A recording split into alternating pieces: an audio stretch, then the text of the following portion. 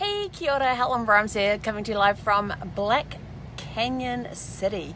Hope you're all having a super fantastic, sparkling Magic Monday. It has been hot here. It's got to like 95 today. We've been busy.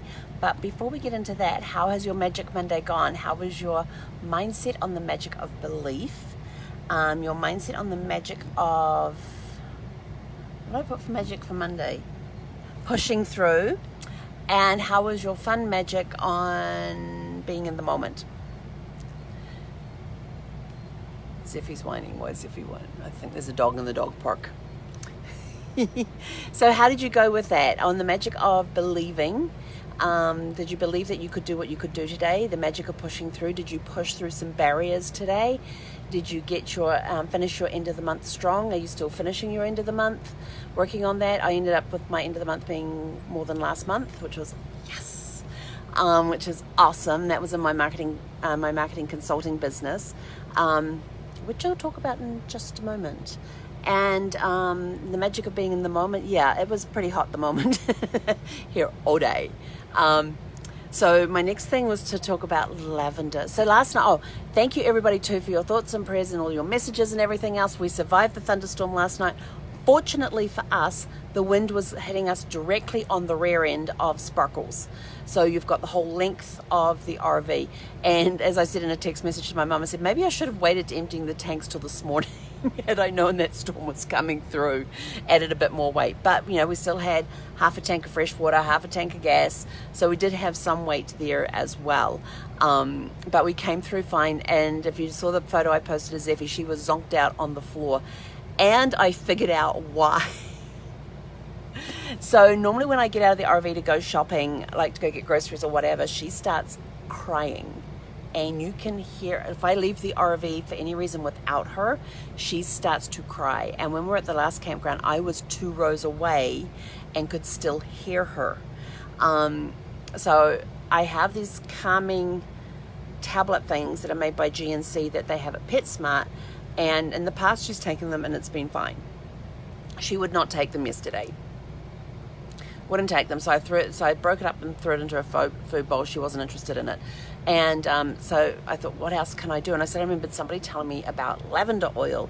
So I got 1 drop of lavender oil and put it on the back of her neck between her shoulder blades and rubbed it in there and told her what a good girl she was and all that. So she had a lot of attention at that time as well. And then I went off to Home Depot, came back, and she was laying up there on the thing, fine, calm as anything, not a peep out of her. I came inside. I threw everything inside first because then I had to go put the shopping cart away. And she didn't whine at me like she normally does when I come back. And normally when I come back, I get a lecture from her in all these different whines and wants to be around me and all of that. And she just very calmly met me at the door, sniffed at everything that was coming in, didn't whine at me at all. And I thought, well, that's a little weird. But I'd also thrown some treats into her food bowl as well. So, maybe she did eat the calming stuff. Went over, nope, calming stuff was still there. Treats gone, food's still there, calming stuff's still there. So she picked out her favorites. So then when we drove over to Safeway to go to the grocery store, I threw some more treats in there, left her while I was in there, came back again. Not a peep out of it, but she did put her nose into every bag that I bought in to see what was in there. Very interested in the one that had the raw chicken in it. Had my chicken thighs that I can do in the Instapot. So she was very interested in that. But again, no lecture. And I thought, well, this is great. And of course, last night, she just did her usual... Normally when we go to a dog park for the first time, she spends most of it just sniffing around and all of that and wandering around and very rarely gets up to run and all of that sort of stuff. Usually it's because she's tired and she slept most of the way yesterday. But then when the thunderstorm came, she was in her crate and she comes out and she pulled out the pink rabbit, Ruby Rabbit, and her little orange towel with her and put them on the floor there, then laid down next to him with one paw on them or under them. I can't remember which way around it was. And just stayed there the whole night. And I'm like, well, this is not like her. And then I remembered the 1 drop of lavender oil I put on her later on. And I thought, I wonder if that was what zonked her out. Because when we woke up this morning, we actually overslept because the alarm went off this morning. We always know when we oversleep because the alarm goes off. So the alarm goes off, she's still laying there. And usually when she has the alarm, she's up, she goes down to the window, she checks everything out. And I'm like, well, this is really strange. And I thought, man, 1 drop. And then I checked her food bowl and the calming stuff was gone at that point. So at some point during the night, she'd gotten up and eaten half of her food and the calming stuff. And so that along with the lavender drop from earlier in the day zonked her out for the entire night as well, and got over the dog park, and she was just zooming up and down. But then there was this lump that was sitting in the middle of standing water that she wanted to get to and check out. She hates getting her paws wet, and of course it's sitting in the water. And so I think, did I post the video of it? I think I may have put the video on her Facebook group of her trying to stretch as far as she could across this body of water. And it wasn't that far, it was only like about a foot or so, trying to stretch across this body of water without getting her feet wet so she could check out this lump of whatever it was.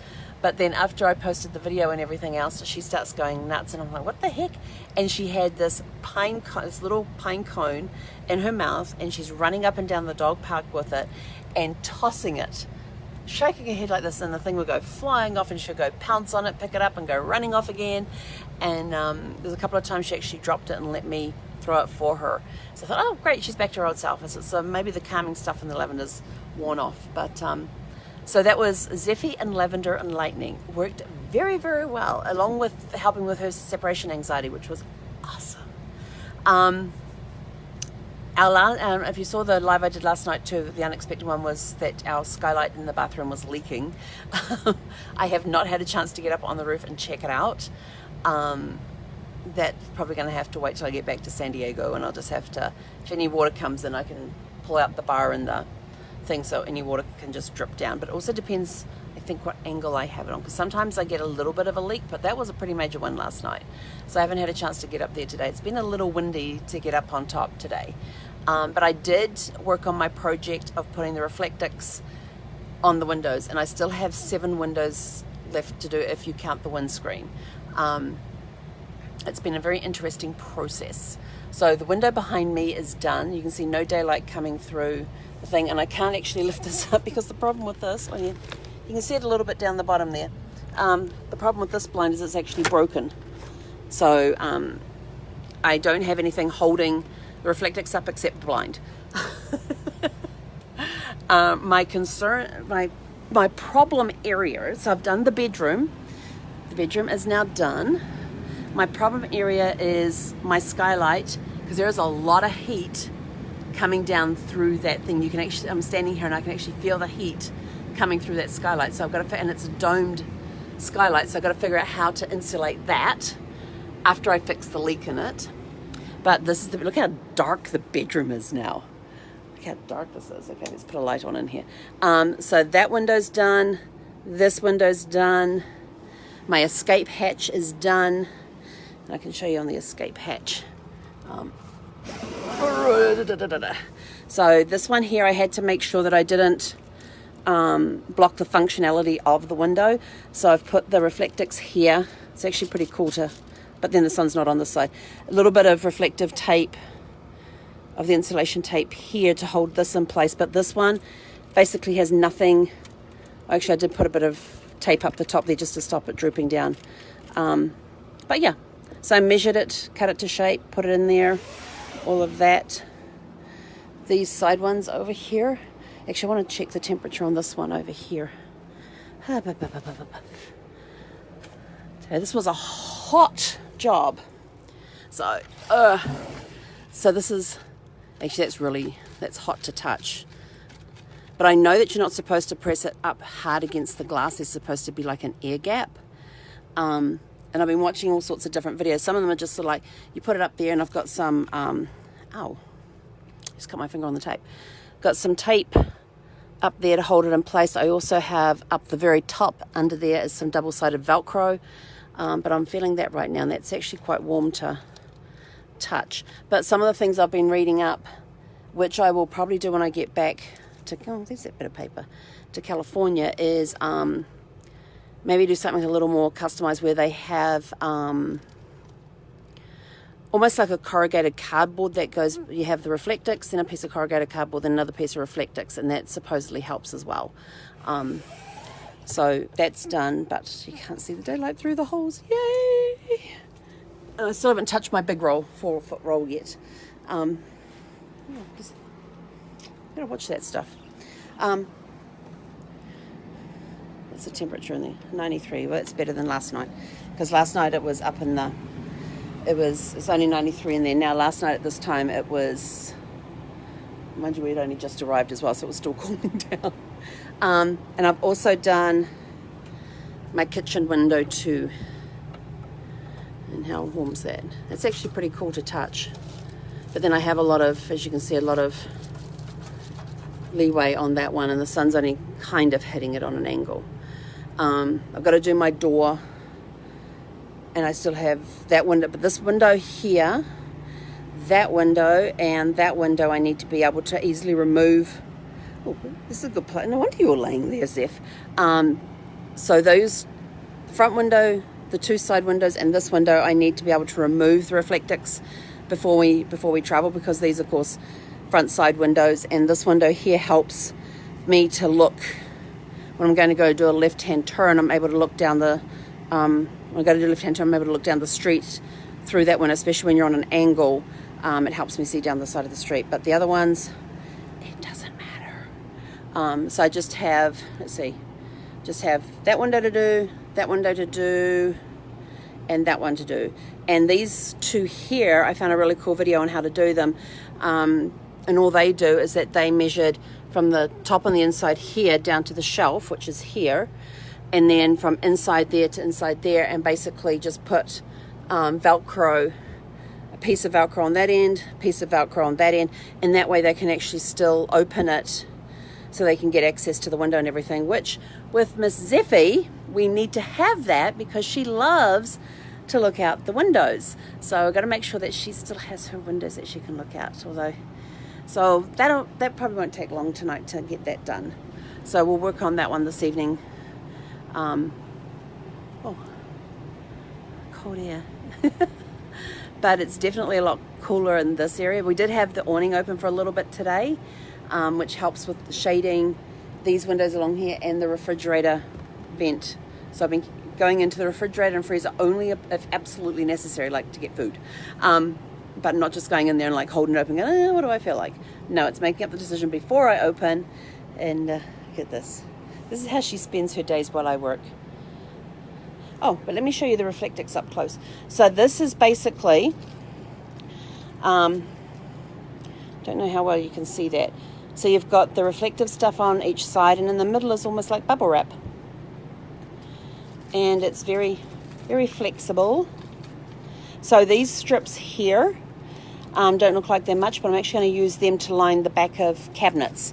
So I'm keeping all my offcuts, because the cabinets up here, these overhead cabinets, the ones at the front there, this one, all of these ones on the outside walls, including the ones above the bed, can get very, very warm, can get hot, and so it makes it difficult when you've got food in there as well.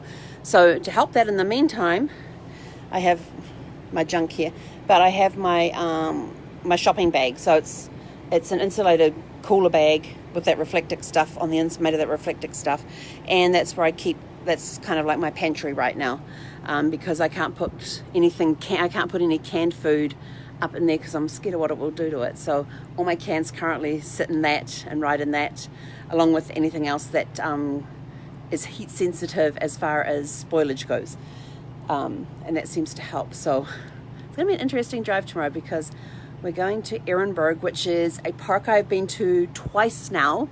This has been my third trip back, but it's on the banks of the Colorado River, and it's at exit 1 in Arizona on the I-10. It's about a 4.5 hour drive from here tomorrow. So it's going to be interesting, because tomorrow's three digits. Once we hit Phoenix, we're into 3 digits all the way to Ehrenberg, which is in 3 digits. Then from there, we're going to Indio, to another campground. If you remember, right back at the beginning, we were at that campground that had like a beautiful big basin area for an off-the-leash park. We're back there for the whole of Labor Weekend. So the one we're going to tomorrow, it will be the first time that Zeffie's been there, but I've been there twice before.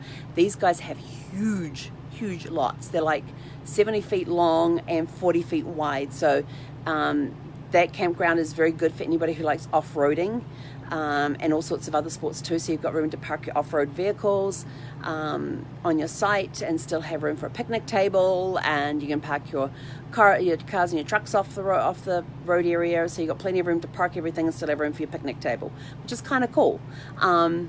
So Sparkle's at 32 feet in length and about 14 feet when she's 12 to 14 feet when she's got the sides open. Has a ton of space. So we'll show you that tomorrow when we get there, although we probably won't be outside. We'll probably be inside sheltering with the AC, if I can figure out how to make sure we got all the Reflectix up by then. And then we go back to one of the first campgrounds that I took Zeffie to. In fact, the first campground I took Zeffie to when we hit the road back in... When did we hit the road? February. Oh my gosh, so I haven't been, so the campground we're going to for Labor Weekend, I haven't been to in February, but they're going to be 3 digits as well the whole weekend. And then from there I go back down to one of the home-based ones that I use around the San Diego area.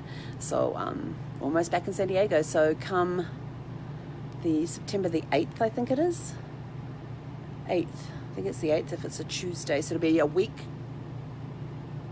tomorrow.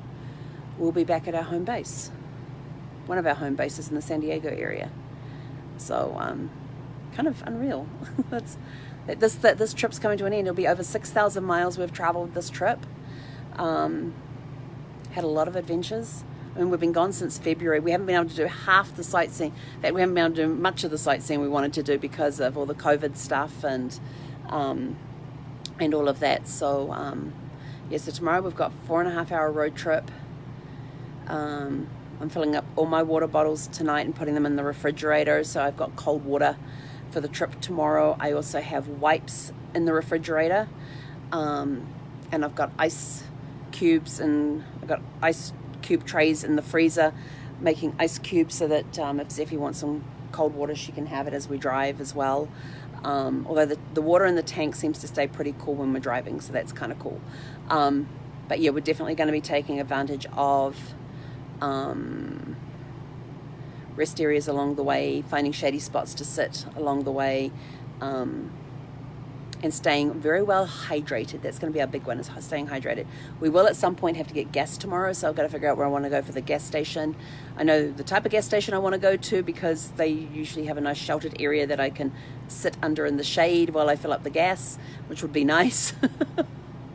Really don't want to have to fill up a gas tank in 105 degrees, but I don't have an option on that one. So yeah, and then I'll do another fill up before we leave Ehrenberg, because it'll be the last time at Arizona prices, which are usually at least $2 cheaper than California prices. I kid you not.